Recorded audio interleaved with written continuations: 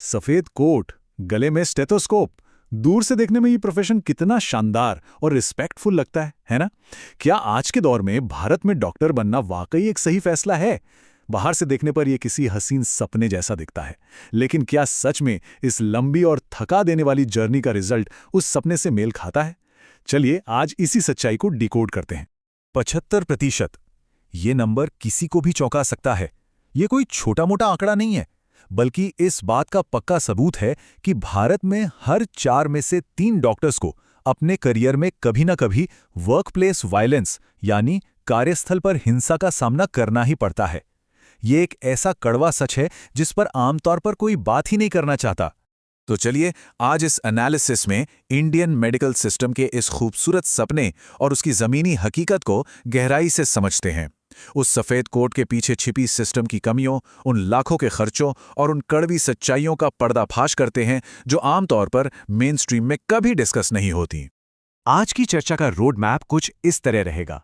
सबसे पहले बात करेंगे एंट्रेंस एग्जाम के उस भारी प्रेशर की, फिर देखेंगे खर्च और कमाई के बीच का वो बड़ा अंतर, उसके बाद वर्कप्लेस पर मौजूद टॉक्सिक माहौल और हिंसा को समझेंगे, फिर विदेशी डिग्री वाले उस एस्केप रूट की बात होगी और आखिर में डार्क मार्केट्स और इस पेशे के फ्यूचर पर नजर डालेंगे। तो चलिए शुरुआत करते हैं पहले पड़ाव से, the entrance exam bottleneck. 22 lakh. जी हाँ, नीट यूजी परीक्षा में बैठने वाले स्टूडेंट्स का ये कोई छोटा मोटा आंकड़ा नहीं है। देश में डॉक्टर बनने के चाहत रखने वाले 22 लाख एस्पिरेंट्स हर साल इस रेस में हिस्सा लेते हैं। इससे साफ पता चलता है कि इस पेशे की डिमांड किस लेवल पर है। लेकिन असली खेल तो यहां शुरू होता है। ये मुकाबला कितना खौफनाक है, जरा इसे ऐसे समझिए। कुल सीटें हैं लगभग 1 लाख और उनमें से भी सबसे ज्यादा डिमांड वाली सरकारी सीटें हैं सिर्फ 40,000। मतलब 22 लाख स्टूडेंट्स और मुट्ठी भर सीटें। ये बिल्कुल किसी सुई के छेद से ऊंट निकालने जैसा है, जहां सिर्फ कुछ ही बेहद मेहनती लोग अपनी जगह बना पाते हैं। अब आते हैं दूसरे सेक्शन पर, मिलियंस स्पेंट, थाउजेंड्स अर्न्ड, यानी खर्च लाखों में और कमाई हजारों में। इन्वेस्टमेंट और रिटर्न का जो गैप है ना, वो सच में हैरान करने वाला है। देखिए, सरकारी कॉलेजों में तो फीस न के बराबर है, पर वहां पहुंचना कितना मुश्किल है ये हम अभी देख चुके हैं। और प्राइवेट कॉलेजों की तरफ मुड़ें तो यूपी जैसे राज्यों में 13 लाख रुपए सालाना तक की कैप है। और अगर कर्नाटक या तमिलनाडु की बात करें, वहां तो फीस 80 से 90 लाख रुपए सालाना तक जा सकती है। और इतने भारी भरकम इन्वेस्टमेंट के बाद एक एमबीबीएस डॉक्टर की शुरुआती सैलरी क्या होती है? महीने की सिर्फ 50,000 से 1.5 लाख रुपए। सच में ये एक बहुत बड़ा मिसमैच है। तो फिर अच्छी कमाई आखिर होती कहाँ है?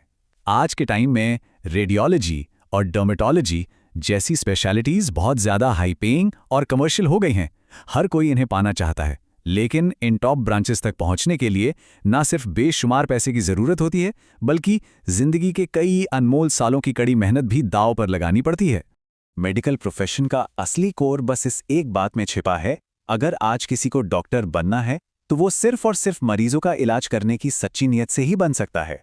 फाइनेंशियली स्टेबल होने का वो दौर, वो अच्छा पैसा कमाने का टाइम एक डॉक्टर की जिंदगी में 10 से 12 साल की जीत तोड़ पढ़ाई और सुपर स्पेशलाइजेशन के बाद ही आता है। इसलिए अगर कोई सिर्फ रातों रात अमीर बनने के लिए इस फील्ड में आना चाहता है तो ये रास्ता बिल्कुल गलत है। चलिए आगे बढ़ते हैं तीसरे सेक्शन की ओर, टॉक्सिसिटी और वर्कप्लेस वायलेंस। पीजी रेजिडेंसी का असल सच कुछ ऐसा दिखता है। हफ्ते में 100 से 120 घंटे का काम, 48 घंटे की लगातार शिफ्ट्स, वो भी बिना सोए। और इसके बदले स्टाइपेंड कितना? सिर्फ 50 से 70 हजार रुपए। ऊपर से सीनियर्स का भारी हरासमेंट और मरीजों के घरवालों की तरफ से हिंसा का लगातार बना रहने वाला डर। ये पूरा का पूरा सिस्टम एक यंग डॉक्टर को मेंटली और फिजिकली पूरी तरह से निचोड़ कर रख देता है। आजकल समाज की सोच में भी एक बहुत बड़ा शिफ्ट आया है। एक वक्त था जब डॉक्टर और मरीज का रिश्ता बहुत पवित्र माना जाता था, लेकिन आज ये एक कंज्यूमर और वेंडर के रिश्ते में बदल चुका है, एकदम ट्रांजैक्शनल। जब कोई मरीज अस्पताल आता है और मनचाहा इलाज या नतीजे नहीं मिलते तो वो फ्रस्ट्रेशन तुरंत हिंसा में बदल जाती है। अस्पतालों में सिक्योरिटी की भारी कमी है और इसी का नतीजा है दिल्ली के जीटीबी अस्पताल जैसी खौफनाक घटनाएं, जहां सरेआम हथियार तक चल जाते हैं। यहाँ एक बहुत बड़ा और अजीब सा विरोधाभास देखने को मिलता है। हमारे सिस्टम में स्टेट बस ड्राइवर्स को पब्लिक असॉल्ट से बचाने के लिए सख्त कानूनी सुरक्षा दी गई है। ये अच्छी बात है, लेकिन वहीं दूसरी तरफ हमारे डॉक्टर्स हर दिन हिंसा का शिकार होते हैं और हमलावरों पर लगभग कोई कानूनी कार्रवाई नहीं होती। हेल्थ केयर वर्कर्स को बचाने में यह सिस्टम की एक बहुत बड़ी नाकामी है। अब रुख करते हैं चौथे सेक्शन का, द फॉरेन डिग्री एस्केप। जब यहाँ बात नहीं बनती तो दो बड़े रास्ते नजर आते हैं। एक है यूएसएमएलई का रूट, यानी अमेरिका जाने का सपना। वहाँ सिस्टम बहुत वेल स्ट्रक्चर्ड है, काम के घंटे फिक्स हैं और शुरुआती सैलरी ही 1 करोड़ रुपए से ज़्यादा होती है, पर एग्जाम क्रैक करना बेहद मुश्किल है। दूसरा ऑप्शन है फॉरेन मेडिकल ग्रेजुएट रूट, जहाँ स्टूडेंट्स रूस या फिलीपींस जैसे देशों में जाते हैं। वहाँ फीस काफ़ी कम है, लेकिन भाषा की बहुत बड़ी रुकावट होती है और सबसे बड़ा डर ये रहता है कि वापस आने पर वो डिग्री मान्य होगी भी या नहीं। और विदेश से पढ़ाई करके लौटने वालों के लिए सबसे बड़ा कांटा है एफएमजीई परीक्षा। सच्चाई ये है कि जब ये स्टूडेंट्स भारत लौटकर अपना लाइसेंस लेने के लिए ये एग्जाम देते हैं तो हर 4 में से 3 छात्र यानी पूरे 75% लोग इसमें फेल हो जाते हैं। ये बहुत बड़ा नंबर है। और जो पास हो भी जाते हैं उनकी मुश्किलें वहां खत्म नहीं होती। ये पूरा प्रोसेस काफी हद तक शोषण से भरा है। स्टूडेंट्स अक्सर बिना सोचे समझे बाहर एडमिशन ले लेते हैं। फिर अगर एफएमजीई पास कर भी ली तो उन्हें इंटर्नशिप के नाम पर बिना किसी स्टाइपेंड के बिल्कुल मुफ्त में काम करने के लिए मजबूर किया जाता है। सोचिए, एक क्वालिफाइड ग्रेजुएट होने के बावजूद उन्हें उनके काम का 1 पैसा नहीं मिलता। आखिर में बात करते हैं 5वें और अंतिम सेक्शन की, डार्क मार्केट्स और द फ्यूचर।